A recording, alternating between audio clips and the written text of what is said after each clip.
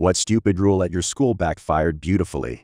Story 1. Zero tolerance. Ended shortly after a bully got thrown through a window. Because if I'm getting suspended for defending myself, I'm gonna make it worth my while. Don't do this, but mad respect to the kid who tossed their bully through a window. Story 2. My high school principal was known for sending girls to change if their bra straps were showing. In my sophomore year, he tried to send one of my classmates home, but she was like, "No, I've got a change of clothes. No need to send me home." So she went to the bathroom, took her bra off and made a show of putting in her locker. The principal was pissed but couldn't do anything about it since she technically was following the dress code. It became a thing like hundreds of high school girls were moving their bra at school or just showing up braless as a big F you to the principal. Story 3.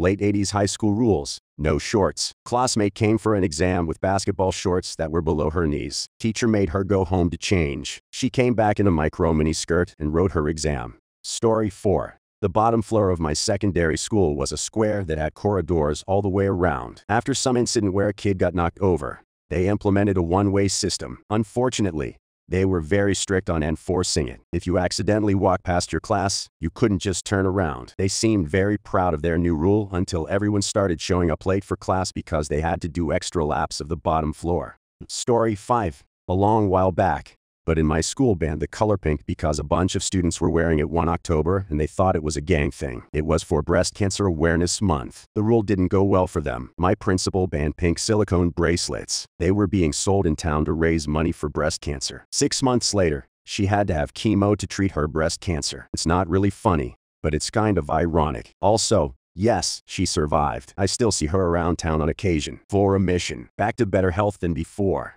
Story 6. My spouse's workplace realized they didn't have a policy about sending adult images or jokes as part of their email acceptable use policy. So they added it, except they made it a firing offense to send or receive Setimes content. I think the intent was to stop people from subscribing to such content. They also said that your access would be immediately revoked until a determination was made. So someone got fired for something else and decided to send their whole management chain in a graphically Setimes image. Then report it using the anonymous tip line. It got the report, concluded they did indeed receive adult content and did as required. Suspended all the involved email accounts, including the SVPs. The policy has since been reworded. Story 7. Back in 2014, our HR made a rule that people couldn't go into other buildings. We had 3 buildings within a block of each other. All 3 had shipping areas and the warehouse. Employees had to go to each building to work. We were told to stay in one building. I mentioned we ship out of all 3. Who is going to do the work? The genius said, "Oh, it'll be taken care of." Next day, the 500 case shipment didn't go out. The following day we have a meeting. "Why didn't you ship this?" 2 days ago. We were told to stay in our building and someone would take care of it. The rule was quickly changed. Story 8. Required every employee to use the electronic time clocks to punch in or out for work, including lunch. Punching in late or leaving early would cause your pay to be docked and getting a discipline letter. Multiple people wanted to sabotage the clocks, cut the cords, etc., but wiser heads prevailed. Everyone arrived several minutes early and left late every single day to avoid getting into trouble. Unfortunately, this created unimpeachable evidence of hours worked. The employer had to pay thousands of dollars in overtime. The first month the clocks disappeared exactly 5 weeks after they were installed with no notification. Story 9. Every shift, there's a quota we need to fulfill, and then even if you do fulfill it, you have to keep working until your 8 hours are up. Cue everyone speeding for 4 hours, having a 3-hour lunch or coffee break, then slowly moving there at times for an hour. No rule about us taking necessary breaks if we're still capable of reaching the quota. Now we're allowed to stop once we're done. Story 10. I worked at Starbucks for like 5+ years before and going undergrad. And at one point our district manager thought it was a good idea to implement just say yes policy, or we literally weren't allowed to tell the customer no. Lasted for about 3 months, and in those 3 months our unaccounted product and waste went up over 300% because when the POS didn't have a way to punch in a customer request, we had to just do it anyways. We also got complaints from stores and surrounding districts because they had angry customers who were requesting things that were against local food service code and told them that we did it for them at our store. I knew exactly how the policy was going to play out and I just laughed every time management was freaking out about the problems it was causing.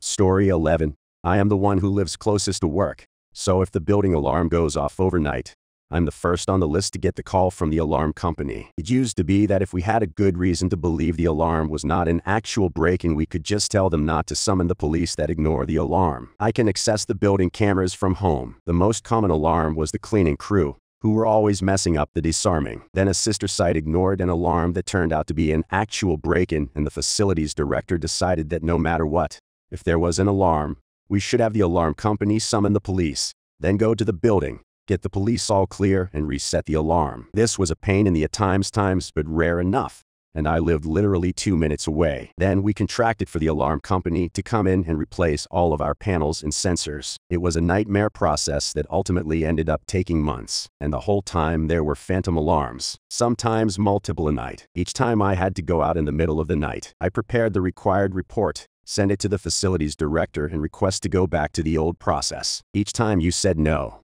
We couldn't afford to miss a potential real break-in. After about 3 weeks of this nonsense, I was due for some time off. I was going out of town, and their protocol for that was for me to ignore calls from the alarm company. So they moved to the next person on the list, which happened to be the facilities director. In the 5 days I was off, I must have ignored at least 4 overnight calls that all would have gone to him next. Then suddenly nothing. When I got back, I was informed that for the duration of the alarm update, we just weren't going to arm the building at all. So much for can't afford to risk a break-in. Story 12. A place I used to work at had a rule that executive-level staff needed to be contactable when on leave. So they had a section on the leave form for the address of where you'd be staying and a contact number. Some knuckle shuffler in HR decided to apply it to all staff, and shenanigans began. People would put down the address and phone number of adult toy shops, sports grounds, and medical clinics. I gave the latitude and longitude of the place. I was going camping, and the UHF channel my radio would be tuned to. Story 13. Couldn't buy drinks at lunch, was cash money.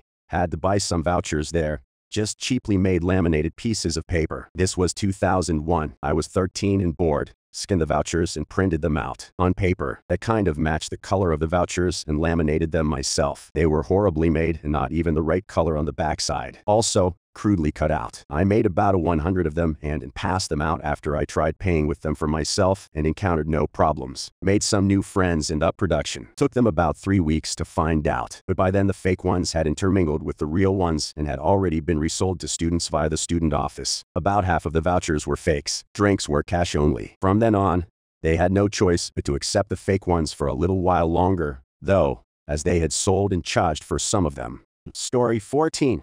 To make moving between classes more efficient, they had designed up and down stairways, but they didn't take into account that the stairs were located at the ends of the very long corridors, which meant that it was impossible to get to your next class on time. Because of this, no one bothered trying to get the class on time and just blamed the stairway rule.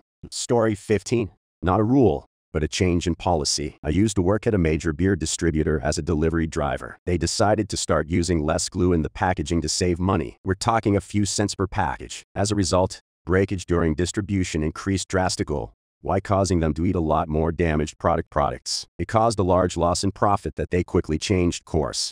Story 16. Students used to smoke in the toilets, so the headmaster decided to lock all male toilets except one. Now my school had around 700 students, out of which around 300 were male. Everyone realized that it became impossible to go to the toilet quickly. Result, some guys went to one and pi times ed, or defecated in all the trash cans a lot. No one found them, but all the other toilets opened up immediately. Story 17. I went to a strict Catholic school with uniforms. The kids in 4th to 8th grade had to wear belts until we got a new principal who made it mandatory for all kids in the school to wear belts. Many bathroom accidents from kindergartenists, 1st and 2nd graders later, and complaints for parents. Of course, the principal rescinded her addition to the dress code. More recently, this principal was fired for investing money from the school. Story 18. You can't speak a foreign language at work unless you're a certified translator in that language. We had a guy in a customer service position that spoke Spanish as a second language.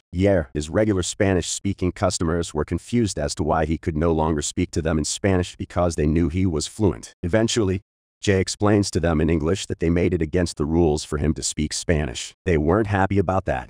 Story 19. Back in the early 2000s, my high school implemented a policy that you had to wear your ID tag at all times. If you didn't have it on, you were sent home. So many students lost their ID tag to go grab food or skip a class. We were the only graduating class to wear them all 4 years. The policy ended soon after. Story 20. I worked at a language teaching center where the lessons were pre-planned by the curriculum, and on weekdays we often only have 2 to 3 hours of classes sporadically spread out through the afternoon or evening. The management was pretty chill when I started, and people just planned their lessons in bulk, which basically entailed checking your schedule and printing out the required unit or a session worksheet, and just showed up 10 minutes before to deliver the lesson. On weekends we'd have full 10-hour work days. Apart from that, we'd have the odd training session or faculty meeting, but otherwise you could basically go home and do whatever you wanted between lessons. All the provided apartments were within 10 minutes walking distance of the center, so this was pretty ideal. The nice managers left, and the new management were a-holes who started scheduling mandatory office hours where we had to be in the center with absolutely nothing to do. There'd be a 12 o'clock staff meeting, and by next lesson it would be 4 to 6 p.m. and then 3.5 BS office hours in the middle. When we asked them what we should do, they said, "Think about your teaching methods." Basically, BS dick waving. A bunch of other teachers started watching movies on the projectors in the spare classrooms. I brought in my Switch. Some people would just straight up go nap in the bean bags. In the reading nook, the thing was there was literally no busy work they could generate, and soon it was apparent to everyone, especially prospective new students and parents, how unprofessional and awful and made the center look. The managers embarrassingly just dropped scheduling and enforcing these office hours. Story 21. Back in 2011, a company I worked for had the bright idea to block all social networks because, employees should work instead of slacking off on Facebook. I could write volumes of books on the toxic culture in that place, but the owner/president, who lived in a different country and visited about every few months, was universally feared by everyone. And a few days before his arrival, the whole building went into panic mode. So a few weeks after the social network ban, His Royal Highness shows up, and 5 minutes later, half of the IT department is scrambling to his office. Apparently there was an issue with the Wi-Fi, or at least that's what he figured since he couldn't log into Facebook. It was fixed in seconds. A few years and 3 promotions later, I made a joke about it with him instead of a laugh. I get a confused look. Turns out he still thinks it was some internet problem, since whoever decided to ban social networks didn't have the ball to tell him about it after the incident. Story 22. I was working as a medical assistant at a private practice medical clinic. Our clinic manager wouldn't allow the new receptionist to drive to the bank to deposit cash. Made her walk carrying the money back so she couldn't drive away with the money. Bizarre. I know that went on for a few weeks. Then the receptionist was mugged and over 1,000 cash was stolen. She was allowed to drive after that. Story 23. Not a stupid rule, but I think this should apply. I'm in aviation maintenance and wanted to leave the current company that I worked for 12 years with. During my interview at the new company, I was asked why I was thinking of leaving my current job, being that it was a good and reputable company. I said new management is all about efficiency and not the one thing aviation maintenance is all about: safety. Interviewer liked my interview and assured them their company doesn't cut any corners for in safety versus cost. I got the job. Fast forward 6 months or so. I'm the new guy, so I get the short end and have to work Christmas Eve. Should be a short day. The boss's plan is coming in from Cabotage drop-off. Chartered passengers fill up on fuel and take him and family to their vacation home in Aspen. Plane arrives, and as I'm doing my post-flight walk around, I see a big problem that forces me to ground the plane. Boss is clearly not happy, attempts to force me to make an unapproved repair. I refuse to do so, and I'm sent home. Sweet, I didn't quit. It's documented, and I get to go home earlier than planned on a holiday. Someone else gets called in to do the Mickey Mouse of a repair. Everyone's happy. Plane taxis out. Was owner and family full on fuel and tries to take off. Oops, crappy repair failed. A huge component breaks off and goes into the inlet of the jet engine. Grenades that engine. Plane's brakes overheat. Trying to stop the heavy plane was just one engine. Some fuselage damage from the engine that gave out, and the plane finally comes to a stop. FAA comes in. Sweet. Who made this repair? Who accepted this flight? What company operates this way? So dummy tech that tried to make the repair gets his license revoked. The boss owns the charter company, so he's fined a huge amount and is put on a probation with continuous FAA audits. And best of all, the insurance rejected his claim to the engine because it was negligence. This cost them millions, and they couldn't fire me. I got to tell the story over and over and over with a big smile on my face. Story 24. My mother was an elementary school teacher. For years the teachers, "Be quiet" signal was holding up one hand in a peace sign. Well, the principal decided this didn't have enough meaning and invented her own. At a staff meeting, she explained that her new sign stood for ears listening, eyes looking, lips locked. Then made an L with her index finger and thumb and held it in front of her forehead. This principal didn't take criticism well. So none of the staff members were able to tell her that she was making the loser sign. And so the new sign was taught to the children. Most of them made fun of it. Some of the more sensitive ones got upset by it. Overall, it was a disaster, and within a few weeks they went back to the peace sign. Story 25. At my old school, you could get suspended for most minor infractions. This included smoking. However, if you were a witness to other people smoking, then you could get suspended along with them. So this ended up with everyone constantly working together to hide the smokers at all costs. Otherwise, just about everyone would be suspended. Seems like your school just wanted to teach everyone how to be better liars while also not having to deal with the smokers. Story 26. In Las Vegas, the fire departments had a policy that if someone called out and you covered their shift, you get paid overtime. Eventually, every firefighter at every department was trading shifts so that they were always making overtime went on unnoticed for over a year. It was a huge scandal, and the ones in charge who let it go on and effectively cost the city millions had the book thrown at them hard. Story 27. In my high school, they were worried about gang activity. So they made wearing solid red or blue shirts against the rules, but only black male students would get in trouble for it in protest one day. All the black male students wore black shirts and everyone else wore red or blue shirts. After asking some of the white guys if they were in gangs, they figured out what was going on and retracted the rule.